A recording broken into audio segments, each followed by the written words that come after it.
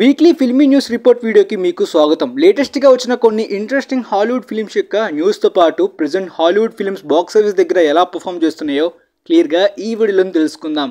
నెజా 2 final run same last వీక్లో చెప్పినట్టే 2.2 బిలియన్ని దాటే ప్రపంచవ్యాప్తంగా ఫైనల్ రన్ని ముగించుకుంది. ఏమాత్రం ఇంక్రీజ్ కూడా ఈ వీక్లో జరగలేదు. సో ఈ ఫిల్మ్ యొక్క ఫైనల్ రన్ ఇక అయిపోయినట్టే. ఆ తర్వాత మైన్ క్రాఫ్ట్ కూడా ఆల్మోస్ట్ ఫైనల్ రన్ కంప్లీట్ చేసుకునే టైంకి వచ్చేసింది. థియేటర్స్ కూడా బాగా తగ్గిపోయాయి ప్రపంచవ్యాప్తంగా. 1 బిలియన్ ఈజీగా క్రాస్ చేస్తుంది అనిపించినప్పటికీ ప్రీవియస్ వీక్స్లో కొత్త ఫిలిమ్స్ రిలీజ్ అవ్వడం, ఈ ఫిలిం థియేటర్స్ అన్ని కోల్పోవడం, సో ఇక ఆ 1 బిలియన్ మార్క్ అనేది అసాధ్యం అనేది అర్థమైపోయింది. ఇప్పటిదాకా ప్రపంచవ్యాప్తంగా 948 మిలియన్స్ని క్రాస్ చేసిన ఈ సినిమా మేబీ ఫైనల్ రన్లోని $970 మిలియన్ మార్క్ని కూడా అందుకునే అవకాశం ఉంది. అఫ్ కోర్స్ ఇది బ్యాడ్ అవుట్పుటే, కాకపోతే ఈ వీడియో గేమ్కి ఉన్న క్రేజ్ అండ్ చాలా మంది రెగ్యులర్ ఆడియన్స్కి వీడియో గేమ్ ఫ్యాన్స్కి నచ్చడం వల్లనే ఎంతవరకు వచ్చిందంటే, ఒకవేళ పాజిటివ్ రివ్యూస్ వచ్చి ఉంటే గట్టి పొటెన్షియల్ ఉన్నట్టే ఈ ఫిలిం ప్రూవ్ చేసుకుంది. చూద్దాం మరి సీక్వెల్ ఎలా పర్ఫామ్ చేస్తుందో. ఇక ఆ తర్వాత వార్నర్ బ్రోస్కి సిన్నర్స్ ఒరిజినల్ కేటగిరీలో, నాన్ ఐపీ కేటగిరీలోని, రేటెడ్ కేటగిరీలో కూడా కొత్త ఫిలిమ్స్ రిలీజ్ అవుతున్న బాక్స్ ఆఫీస్ దగ్గర అద్భుతమైన హోల్డ్ని ముఖ్యంగా నార్త్ అమెరికాలోని సిన్నర్స్ ఫిలిం మెయింటైన్ చేస్తూ వెళ్తుంది.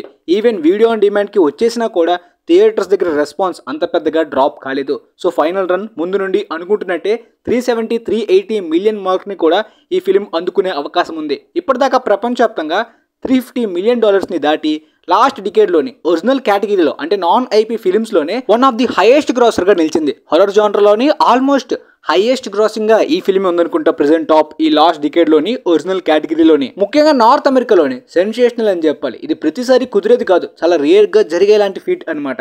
ఆ తర్వాత థండర్ బోల్ట్స్ ఫైనల్ రన్లోని డిస్నీకి 100 మిలియన్స్ దగ్గర వరకు లాస్ని పెట్టింది. బడ్జెట్ మరీ హెవీగా కాదు, ఎందుకన్నా హెవీగా స్పెండ్ చేసిన ఫిలిమ్స్ కానీ ట్యాక్స్ వల్ల ఇంట్రెస్ట్ పెరిగిన ఫిలిమ్స్ కూడా చాలా ఉన్నాయి. బడ్జెట్లో బ్రేక్ ఈవెన్ టార్గెట్ కూడా ఒక 500 మిలియన్స్. పాజిటివ్ రివ్యూస్ వచ్చిన MCU క్రాస్ ఓవర్ టీమప్ ఫిల్మ్కి పెద్ద కష్టమేమి కాదు అని చాలా మంది అనుకున్నారు. అఫ్ కోర్స్ మరీ అంత పాపులర్ క్యారెక్టర్స్ కానీ పాపులర్ కాస్టింగ్ కానీ ఎవరు లేనందువలన ఓపెనింగ్స్ అంత హెవీగా క్యాప్టెన్ అమెరికా 4 రేంజ్లో కూడా రాదు. క్యాప్టెన్ అమెరికా 4 అంటే కంప్లీట్గా క్యాప్టెన్ అమెరికా ట్యాగ్ లైన్ని ఆ ఫ్రాంచైజ్ని యూజ్ చేసుకుంటున్నారు కాబట్టి అని అనుకున్నాం. పోతే ఇప్పటిదాకా ఈ సినిమా ప్రపంచవ్యాప్తంగా $370 మిలియన్ మార్క్ని అందుకుందనమాట. సో ఫైనల్ రన్లోని 400 మిలియన్ కన్నా లోపే ఆగిపోతుంది. అంటే captain America Brave new world దగ్గర వరకు కూడా వెళ్ళలేకపోవచ్చు. సో సింపుల్గా చెప్పాలంటే క్యాప్టెన్ అమెరికా బ్రేవ్ న్యూ వరల్డ్కి కంప్లీట్గా మిక్స్డ్ నెగిటివ్ రెస్పాన్స్ వచ్చింది. ఆ ఫిలిం లాస్ పెట్టింది. కానీ ఈ సినిమా పాజిటివ్ రివ్యూస్ తోటి క్యాప్టెన్ అమెరికా 4 కన్నా ఎక్కువ లాస్ని పెట్టింది. ఆ తర్వాత ఫైనల్ డెస్టినేషన్ బ్లడ్ లైన్స్ ఈ ఫ్రాంచైజ్లో కాస్త గ్యాప్ తీసుకున్నప్పటికీ సరైన ఫిలిం తోటి ఎంటైర్ ఫ్రాంచైజ్లోనే బెస్ట్ ఫిలిం అనే రేంజ్లోని రెగ్యులర్ ఆడియన్స్లో కూడా వర్డ్ ఆఫ్ మౌత్ బాగా స్ప్రెడ్ అవ్వడం, ఫైనల్ రన్లో కూడా ఈ సినిమా అద్భుతంగా పర్ఫామ్ చేస్తుంది. నార్త్ అమెరికాలోని రేటెడ్ కేటగిరీలోని పోస్ట్ కోవిడ్లో వచ్చిన ఫిలిమ్స్ అన్నింటినీ కూడా ఈ ఫిలిం మెల్లిగా క్రాస్ చేసేస్తుంది. అది మాత్రమే కాదు, ఇండియాలో కూడా సర్ప్రైజింగ్గా అద్భుతమైన పర్ఫార్మెన్స్ని చూపిస్తుంది. Movie break even target almost opening వీకెండ్లోనే అందుకుంది. ఇప్పటిదాకా ప్రపంచవ్యాప్తంగా 232 మిలియన్స్ని క్రాస్ చేసిన ఈ సినిమా 250-270 దగ్గర వరకు కూడా ఫైనల్ రన్లో వెళ్లే అవకాశం అయితే ఇంకా ఉంది. ఇండియాలోని కూడా 55 crore నెట్, 65 crore గ్రాస్ని కలెక్ట్ చేసి ఆల్మోస్ట్ హర్రర్ జానర్ కేటగిరీలోని ఇండియాలోని టాప్ 3 ఫిల్మ్స్ ప్లేస్లో ఉందనుకుంటా. సో ఈ ఫ్రాంచైజ్ని అలా కంటిన్యూ చేస్తే ఈ ఫైనల్ డెస్టినేషన్ రీల్స్ కానీ మీమ్స్ కానీ ఆన్లైన్లో ట్రెండ్ అయినట్టే ఇప్పుడు థియేటర్స్కి కూడా వచ్చే పాపులేషన్ పెరుగుతుంది, మార్కెట్ కూడా పెరుగుతుంది ఫ్రాంచైజ్కి ఇండియాలో కూడా. ఆ తర్వాత ద ఫైనల్ రైకనింగ్ ఓపెనింగ్ వీకెండ్లో చాలా కంట్రీస్లో ఇంకా రిలీజ్ చేయకపోవడం వల్ల 15 కంట్రీస్ ఇంకా ఉండడం వలన సెకండ్ వీకెండ్ కూడా అద్భుతమైన ఓవర్సీస్ హోల్డ్ని కూడా అందుకుంది సినిమా. కానీ second weekend the karate kid legends film కూడా రిలీజ్ అవ్వడం వలన ఆ ఫిలింకి వచ్చిన నెంబర్స్ చాలా తక్కువ. ఈవెన్ సెకండ్ వీకెండ్లో mission impossible the final reckoning earn చేసిన మనీ కన్నా ఆ ఫిలిం ఓపెనింగ్ వీకెండ్లో తక్కువగానే ఎర్న్ చేసింది. కానీ కొన్ని స్క్రీన్స్ అయితే వేస్ట్ అయిపోయాయి. ఆ న్యూ రిలీజ్ వల్ల ఎక్కువ స్క్రీన్స్ ఇచ్చారు, చాలా స్క్రీన్స్ ఫిల్ అవ్వకపోవడం. సో అలా స్క్రీన్స్ కొన్ని మిస్ అవ్వకపోయి ఉంటే ద ఫైనల్ రేకనింగ్కి నార్త్ అమెరికా సెకండ్ వీకెండ్లో ఇంకాస్త ఎక్కువ కూడా వచ్చుండేవి. కానీ డెడ్ రేకనింగ్ కన్నా బెటర్ హోల్డే కనిపించింది. ఫైనల్ రన్లో కూడా డెడ్ రేకనింగ్ కన్నా ఎక్కువగానే నార్త్ అమెరికాలోని ఈ ఫిలిం పర్ఫామ్ చేయొచ్చు.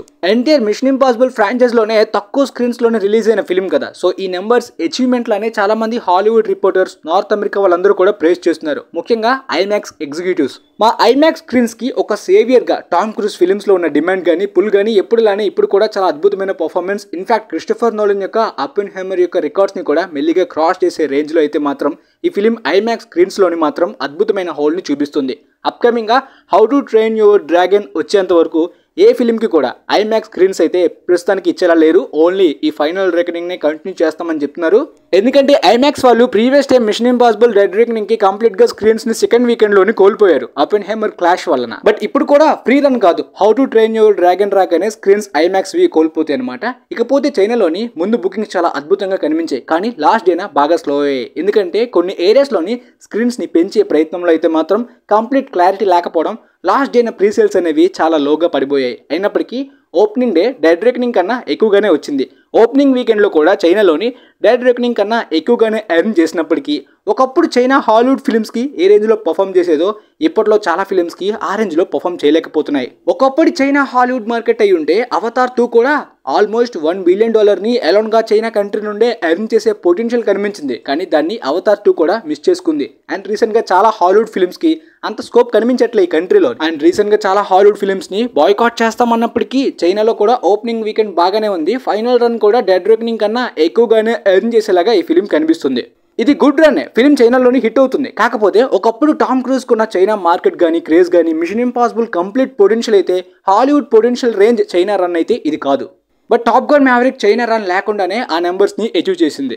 ఎందుకంటే ఆ ఫిల్మ్ రెగ్యులర్ ఆడియన్స్కి ఈజీగా అర్థమవుతుంది, ఈ ఫిల్మ్స్ చాలా కాంప్లెక్స్గా కన్ఫ్యూజ్ చేస్తాయి కాబట్టి. పోతే ఇక ప్రపంచవ్యాప్తంగా ఇప్పటిదాకా ఈ సినిమా 356 మిలియన్స్ని క్రాస్ చేసింది. ఈ టైంకి టాప్ గన్ మ్యావరిక్ ప్రపంచవ్యాప్తంగా సెకండ్ వీక్ అయ్యేసరికి 550 మిలియన్స్ని క్రాస్ చేసింది. ఇందాక చెప్పినట్టే ఆ ఫిల్మ్కి నార్త్ అమెరికాలో ఓపెనింగ్స్ కానీ ప్రపంచవ్యాప్తంగా కానీ రెగ్యులర్ ఆడియన్స్ చాలా కంఫర్టబుల్గా చూస్తారు. బట్ ఈ మిషన్ ఇంపాసిబుల్ లాంటి కాంప్లెక్స్గా కన్ఫ్యూజ్ చేసే లాంటి జానరాస్ కానీ స్టోరీస్ కానీ ఎక్కువ ఫ్యామిలీస్ కిడ్స్ గర్ల్స్ లాంటి పాపులేషన్కి కాస్త ఇబ్బందిగా ఉంటుందన్నమాట. వాళ్ళు కన్ఫ్యూజ్ అవుతారు, పూర్తిగా ఆస్వాదించి ఎంజాయ్ చేయలేరు. అందువల్లనే వాళ్ళ కేటగిరీకి తగ్గట్టు లీలో అండ్ స్టిచ్ కూడా క్లాస్లో ఉండడం వలన ఎక్కువ మెజారిటీ పాపులేషన్ అటువైపు వెళ్తారు. బట్ ఒకవేళ పారమౌంట్ వాళ్ళ అద్భుతమైన మార్కెటింగ్ కానీ మంచి రిలీజ్ డేట్స్ తోటి, అంటే బార్బీ అపెన్హైమర్ యొక్క క్లాష్ కానీ ఇప్పుడు లీలో అండ్ స్టిచ్ వల్ల స్క్రీన్స్ దొరకకపోవడం క్లాష్ ఎలాంటి ప్రాబ్లమ్స్ లేకుండా ప్రాపర్గా ఈ లాస్ట్ మిషన్ ఇంపాసిబుల్ 2 ఫిల్మ్స్ని టార్గెట్ చేసి ఉంటే ప్రపంచవ్యాప్తంగా ఈ జోనర్లోని ఆ ఇంపాసిబుల్ అనుకునే ఆ 1 బిలియన్ టార్గెట్ని అచీవ్ చేయగలరు. బట్ ఇప్పుడు ప్రస్తుతానికి ఆ 1 బిలియన్ అయితే అసాధ్యమే. బ్రేక్ ఈవెన్ మిస్లీడ్ గురించి ఇంతకు ముందే మీకు చెప్పాను, చాలా మంది 400 మిలియన్స్ అని చెప్పి కాస్త బడ్జెట్ మిస్లీడ్ అవుతుంది, ట్యాక్స్ ఇంట్రెస్ట్ కూడా పెరిగి, కానీ నిజానికి 350 లోపే అని పారమౌంట్ వాళ్ళు చెప్పారు. సో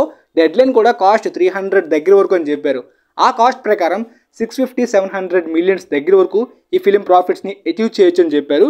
బట్ ఒకవేళ ఆ అచీవ్మెంట్కి దగ్గర వరకు వెళ్ళి ఎక్కువ ప్రాఫిట్స్ని కూడా ఒకవేళ ఈ సినిమా ఎర్న్ చేయలేకపోతే video on demand and streaming డీల్స్లో కూడా పారమౌంట్ వాళ్ళు ఎక్కువ ప్రాఫిట్స్ని ఎర్న్ చేయడానికి రెడీ అవుతున్నారు. కాబట్టి టామ్ క్రూజ్ గారి ఫైనల్ డీల్ అయితే ఈ ఫిల్మ్కి 120 మిలియన్స్ దగ్గర వరకు, అంటే ఇది ఆయన కెరీర్లోని 6th టైం అనమాట 100 మిలియన్ దాటి శాలరీని తీసుకోవడం. టాప్ గన్ మ్యావరిక్ దాదాపుగా 150 మిలియన్ వరకు తీసుకున్నారు. ఇక లీలో అండ్ స్టిచ్ కి ఎక్కువ థియేటర్స్ ఇచ్చారు, అదే రేంజ్ లో ఎక్కువ పాపులేషన్ కూడా ఎగబడి వస్తున్నారు. ఎందుకంటే సమ్మర్ కాబట్టి చాలా స్కూల్స్ కాలేజెస్ అన్ని కూడా హాలిడేస్ అవడంతో చాలా ఫ్యామిలీస్ కిడ్స్ పాపులేషన్ అంతా కూడా ఒక ఎగ్జిబిషన్కి వచ్చినట్టు ఈ కేటగిరీ జానరాకి వచ్చి అద్భుతంగా ఎంజాయ్ చేస్తారు. అందుకనే మైన్ క్రాఫ్ట్ లాంటి ఫిలింకి కూడా ఆ రేంజ్ కలెక్షన్స్, అది కూడా నెగిటివ్ రివ్యూస్తో. అందుకనే మినియన్స్ లాంటి ఫ్రాంచైజ్ కూడా 1 అవర్ 20 మినిట్స్ డ్యూరేషన్ తోటి అసలు ప్లాట్ స్టోరీ ఏమీ లేకుండా 2-3 సీన్స్ తోటే 1 బిలియన్ దగ్గర వరకు కలెక్షన్స్ని కలెక్ట్ చేస్తున్నారు అనమాట, అలా సీక్వెల్స్ తీస్తూ.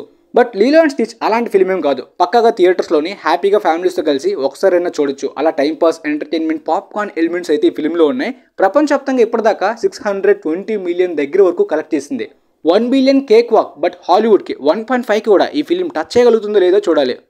ఆ తర్వాత రిలీజ్ అయిన కరాటే కిడ్ లెజెండ్స్కి ఓపెనింగ్ వీకెండ్లోనే అంత స్కోప్ ఉన్నట్టు కనిపించలే, కానీ కంప్లీట్గా రివ్యూస్ కానీ ఆడియన్స్ రెస్పాన్స్ అంతా కూడా నెగిటివ్గా రావడంతో ఓపెనింగ్ వీకెండ్ చాలా తక్కువ, కేవలం 21 మిలియన్స్ మాత్రమే నార్త్ అమెరికాలోని కలెక్ట్ చేసింది.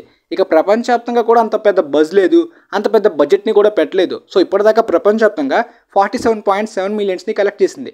ఫైనల్ రన్లోని 100 మిలియన్స్ దాటాలి ఈ ఫిలిం బ్రేక్ ఈవెన్ అవ్వాలంటే. సింపుల్ టార్గెట్, చాలా ఈజీ టార్గెటే, కానీ అది కొద్దిగా అసాధ్యం అన్నట్టు కనిపిస్తుంది ఎందుకంటే నెగిటివ్ రన్ వల్ల. ఆల్రెడీ స్ట్రేంజర్ థింగ్స్లోని నెట్ఫ్లిక్స్ స్టూడియం ఈవెంట్లోని ఈ లాస్ట్ సీజన్కి సంబంధించిన గ్లింప్స్ని మీరు చూసే ఉంటారు. రివ్యూ బ్రేక్ డౌన్ చేయలేదని చాలా మంది అడిగారు, బట్ చెప్పాలంటే సీజన్ 4లోనే మళ్ళీ రిపిటేటివ్ వైబ్స్ వచ్చాయన్నమాట. మళ్ళీ అందరూ కూడా అసెంబుల్ అవ్వడం, ఒక ప్రమాదం రావడం, కాకపోతే ఈసారి విలన్ కనిపించకపోవడం, అండ్ ఆ టౌన్ అంతా కూడా లాక్డౌన్ విధించి టైట్ సెక్యూరిటీ ఉండడం. దీనికి మళ్ళీ 3 వాల్యూమ్స్, ఒక వాల్యూమ్లో చెప్పేయచ్చు, బట్ 3 వాల్యూమ్స్ వరకు, అంటే నవంబర్ మంత్ ఎండింగ్కి కొన్ని ఎపిసోడ్స్, ఆ తర్వాత డిసెంబర్ మంత్ ఎండింగ్కి మరికొన్ని ఎపిసోడ్స్, అండ్ లాస్ట్ ఎపిసోడ్ని మాత్రం మాత్రం December 31st ఉంచారు. అదే వాల్యూమ్ ముగించిపోతున్నారు కదా, మరి ఏ విధంగా ఈ స్టోరీని ముగిస్తారు? రొటీన్ గానే ముగిస్తారా, లేదంటే ఏమైనా యూనిక్ గా ఉంటుందా అనేది చూడాలి. అంటే ప్రతి సీజన్ యొక్క క్లైమాక్స్ లో కూడా దాన్ని ఓడించే విధంగా అలానే ఉంటుంది. అలా రొటీన్ గా కాకుండా కాస్త యూనిక్ గా ఎలా ఉంటుందో చూడాలి మరి క్లైమాక్స్. ఆల్రెడీ నెక్స్ట్ ఇయర్ రాబోయే ద మమ్మీ రీబూట్ ఫిలిం గురించి మీ అందరికి ఇంతకు ముందే చెప్పేశాను. ఈవిల్ డెడ్ రైజ్ డైరెక్టరే ఈ ఫిలింని డైరెక్ట్ చేయబోతున్నారు. అంటే టామ్ క్రూజ్ కూడా మమ్మీ రీబూటే, కానీ దానికి కూడా మళ్ళీ రీబూట్. దాదాపుగా 15-18 ఇయర్స్ వరకు ఫ్లాప్స్ లేని టామ్ క్రూజ్కి మమ్మీ మొదటి ఫ్లాప్గా అప్పుడు పెద్ద రాడ్ అయింది. బట్ డైరెక్టర్ని కాస్త నమ్మచ్చు. కాకపోతే టామ్ క్రూజ్ ఫిల్మ్ అంతా లేదంటే ఒరిజినల్ మమ్మీ అంతా కాస్ట్లీయెస్ట్గా ఈ ఫిలింని ప్రొడ్యూస్ చేయట్లేదు. అంటే ఎక్కువ CGI మీద, టెక్నికల్ ఎలిమెంట్స్ మీద డిపెండ్ అవ్వట్లేదంట. ఇక తర్వాత అప్కమింగ్ ఎక్స్మెన్ మ్యూటెంట్ సాగాకి సంబంధించి ప్లానింగ్స్, డెవలప్మెంట్స్ అన్నీ కూడా మార్వెల్ దగ్గర ఎప్పటి నుండి ఉన్నాయి. ముందుగా రూసో బ్రదర్స్ తోటే అప్కమింగ్గా ఎక్స్మెన్ ఫిల్మ్ని కూడా డైరెక్ట్ చేయడానికి రెడీ చేశారు. కాకపోతే ఎప్పుడైతే ద ఎలక్ట్రిక్ స్టేట్కి నెట్ఫ్లిక్స్లో ఆ రేంజ్ రెస్పాన్స్ వచ్చిందో డూమ్స్డే, సీక్రెట్ వార్స్కి వాళ్ళు భయపడుతున్నారు రూసో బ్రదర్స్ మీద. అందువల్లనే ఆ ఎక్స్మెన్ ప్రాజెక్ట్స్ గురించి ఎలాంటి కొత్త డిసిషన్స్ కూడా తీసుకోవట్లేదు. అయినప్పటికీ రాయన్ రెనాల్డ్స్ మరొక డెడ్పూల్ సీక్వెల్ని కొంతమంది ఎక్స్మెన్ క్యారెక్టర్స్తో కలిసి ప్లాన్ చేశారు. దాంతోపాటు ఒక అన్టైటిల్డ్ ఎక్స్మెన్ ఫిల్మ్ని కూడా ప్లాన్ చేశారు. స్క్రిప్ట్ని కూడా రెడీ చేయడానికి సిద్ధంగా ఉన్నారు కొన్ని క్యారెక్టర్స్ని. కాకపోతే అందులో వోల్వెరిన్ ఉండకుండా సైక్లాప్స్, ప్రొఫెసర్ ఎక్స్ వీళ్ళతోటి ట్రెడిషనల్గా ఒరిజినల్ కామిక్ యాక్యురేట్ ఎక్స్మెన్గా ప్రయత్నిస్తున్నారు. సో ఆ ప్రయత్నంలోనే థండర్బోల్ట్స్ డైరెక్టర్నే అప్కమింగ్ ఎక్స్మెన్ ఫిల్మ్కి కూడా డైరెక్టర్గా తీసుకుందామని ప్లాన్ చేశారు. కాకపోతే రీసెంట్గా డెడ్పూల్ డైరెక్టర్ టిమ్ మిల్లర్ కూడా అప్కమింగ్ సాగాలోని ఒక ఎక్స్మెన్ ఫిల్మ్ తీయాలని ఉందని చెప్పారు రీసెంట్గా. పక్కాగా దీనికి రాయన్ రెనాల్డ్స్ కూడా ఒప్పుకునే అవకాశం ఉందన్నమాట. సో ఆయన కూడా స్క్రిప్ట్ రాస్తున్నారు కాబట్టి ఒకవేళ వీళ్ళు మళ్ళీ కొలాబరేట్ అయితే అప్కమింగ్ డెడ్పూల్ సీక్వెల్ని, ఈ ఎక్స్మెన్ ఫిల్మ్ని కూడా డైరెక్ట్ చేసే ఛాన్స్ ఉంది.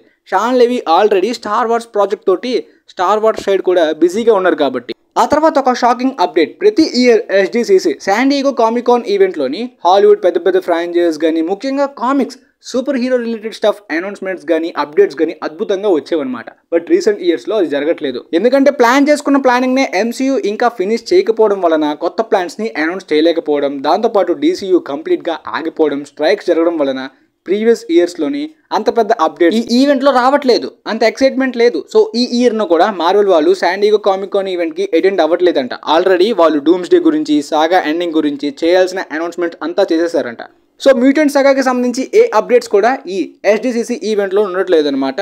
వాళ్ళ స్టూడియోస్కి సంబంధించి సపరేట్ ఈవెంట్స్ పెట్టుకోవడం, ఎక్కువ మంది ఆ స్టూడియోస్ పెట్టుకున్న సపరేట్ ఈవెంట్స్ని ఫాలో అవుతున్నారు. ఈ మెయిన్ ఈవెంట్ని పక్కన పెట్టేస్తున్నారు. కానీ DC ఈ ఇయర్న SDCCలో DC పార్టిసిపేట్ అవుతుంది. మరి చూద్దాం జేమ్స్ గన్ గారు ఏ అనౌన్స్మెంట్స్ ఇస్తారో. ఎందుకంటే ఆల్రెడీ ప్రతి ఇయర్కి కూడా కొన్ని యానిమేటెడ్ ఫిల్మ్స్ అని, టీవీ షోస్ అని, అండ్ సపరేట్గా థియేట్రికల్ ఫిల్మ్స్ అని కంప్లీట్గా ఇయర్లో ఎక్కువ కంటెంట్నే రిలీజ్ చేయడానికి వాళ్ళు ఆల్రెడీ ప్లాన్ చేసుకున్నారు. మేబీ ఆ ప్లాన్స్ రిలేటెడ్ ఏమైనా ఈ ఈవెంట్లో చెప్తారా లేదనేది చూడాలి. ఒకవేళ సూపర్ మ్యాన్ క్లిక్ అయితే ఈ SDCC ఈవెంట్లోని ఈ అప్కమింగ్ DC ప్యానల్ గురించి కూడా చాలా మంది పాపులేషన్ ఎదురు చూస్తారు. ఎందుకంటే సూపర్ మ్యాన్కి నార్త్ అమెరికాలోని ఓపెనింగ్స్ ప్రొజెక్షన్స్ కూడా అద్భుతంగా వస్తున్నాయి. ద బ్యాట్మ్యాన్ కన్నా ఎక్కువ ఓపెనింగ్ వీకెండ్ ప్రొజెక్షన్స్ కనిపిస్తున్నాయి. అంటే బ్యాట్మ్యాన్ లాగా డార్క్గా, సీరియస్గా, థ్రిల్లింగ్గా, నియోనాయర్ టైప్ మాత్రమే కాకుండా ఈసారి ఫ్యామిలీస్, కిడ్స్, ఎక్కువ పాపులేషన్ని టార్గెట్ చేసే విధంగా జేమ్స్ గన్ గారు డిజైన్ చేసిన ఈ ఫిలిం ఎంతవరకు వర్క్ అవుతుందో చూడాలి. బడ్జెట్ అయితే 220 మిలియన్స్ పెట్టారంట. సో బ్రేక్ ఈవెన్ టార్గెట్ 550 నుండి 600 మిలియన్స్ దగ్గర వరకు ఉంటుంది. ఎందుకంటే నార్త్ అమెరికాలోని ఈ ఫిలింకి అద్భుతమైన ఓపెనింగ్స్ కనిపిస్తున్నాయి. ద బ్యాట్మ్యాన్ కన్నా ఎక్కువ ఓపెనింగ్స్ అంటే ప్రాఫిట్స్, ట్యాక్స్ తక్కువ తోటి ఎక్కువ ప్రాఫిట్స్ని డొమెస్టిక్గా ఎర్న్ చేసే పాసిబిలిటీస్ ఉన్నాయి కాబట్టి.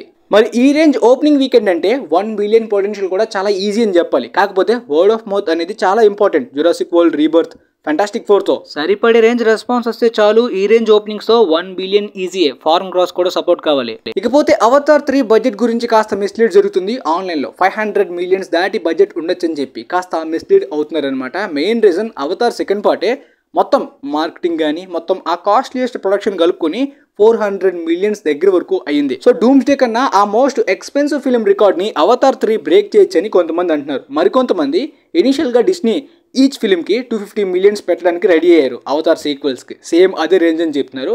ఈ రెండు కాదనమాట, 300-350 మిలియన్ దగ్గర వరకు ఉండొచ్చు. ప్రస్తుతానికి ఇది అఫీషియల్ కాకపోవచ్చు. కాకపోతే ఇంతకు ముందే టీంలో కొంతమంది చెప్పిన అప్డేట్స్ ఏంటంటే Avatar third part budget second part కన్నా తక్కువే ఉంటుంది, ఎక్కువ ఉండట్లేదు. ఎందుకంటే ఆ రెండు ఫిల్మ్స్ కూడా టైంలో కలిపి తీసినప్పుడు కొంత ఫొటోస్ని కూడా యాడ్ చేశారు కాబట్టి అవతార్ 3కి ఎక్స్ట్రా ఖర్చు పెట్టాల్సిన అవసరం రాలేదని చెప్పారు. కానీ VFX విషయంలోని కానీ, లెంత్ కానీ, మొత్తం అవతార్ 2 కన్నా పెద్ద ఫిల్మే, కానీ బడ్జెట్ విషయంలోని ఆ ప్రాబ్లం రాలేదని వాళ్ళే చెప్పారు కాబట్టి మనం అంతకన్నా తక్కువే ఎస్టిమేషన్స్ వేసుకోవచ్చు.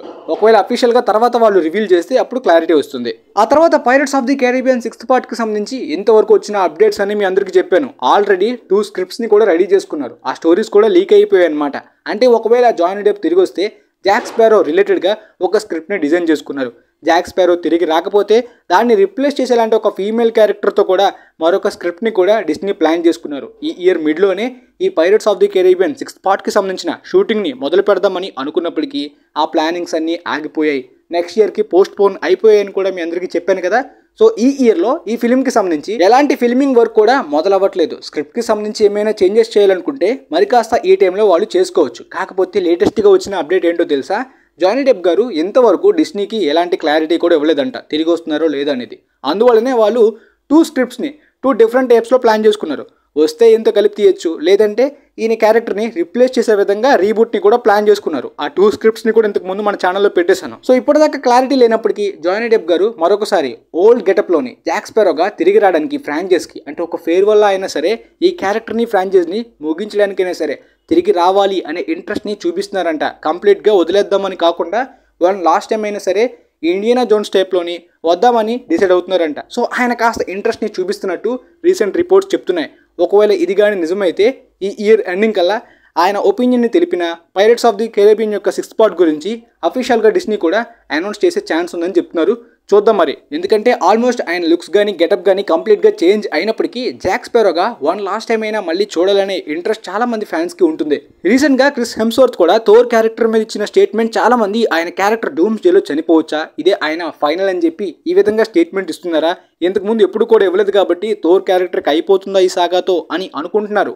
థోర్ 5 కూడా ఇంకా ప్లానింగ్లో ఉంది. ఈ ప్లానింగ్తో పాటు క్రిస్ హెమ్స్వర్త్ గారు ప్రెజెంట్ ఇప్పుడు ఆ విధంగా ఆ స్టేట్మెంట్ని ఇవ్వడానికి రీజన్ ఏంటి, థోర్ 5 ప్లానింగ్స్ ఏంటి, అసలు థోర్కి సంబంధించిన MCU ఈ లాస్ట్ సాగా ప్లానింగ్ ఎలా ఉందనే దాని గురించి కంప్లీట్ క్లారిటీ తర్వాత వీడియోలో ఇస్తాను పక్కాగా. ఎందుకంటే అది ఎక్కువ డీటెయిల్స్ చెప్పాలి కాబట్టి కాస్త టైం ఎక్కువైపోతుంది. ఎనీవే ఈ లేటెస్ట్ అప్డేట్స్ అన్ని మీకు క్లియర్గా అర్థమయ్యాయని నేనైతే అనుకుంటున్నాను. వీలైతే ఈ వీడియోని మీ ఫ్రెండ్స్లో ఉన్న వాళ్ళకి కూడా షేర్ చేయండి. మేబీ వాళ్ళకి కూడా యూజ్ అవ్వచ్చని అనుకుంటున్నాను. And thanks for watching guys.